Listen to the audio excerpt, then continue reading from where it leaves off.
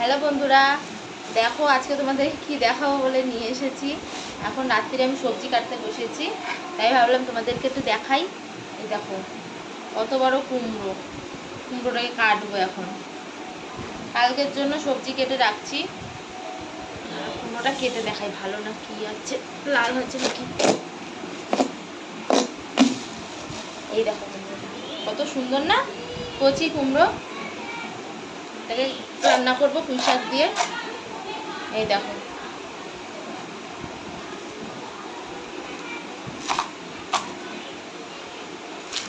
ছোট ছোট করে পিস করে নিই।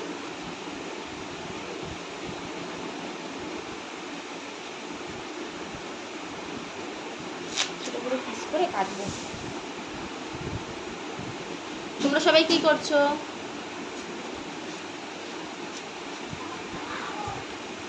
এতটা কুমড়ো লাগবে না, অল্প লাগবে, যতটা লাগবে কেটে নিই বসে বসে।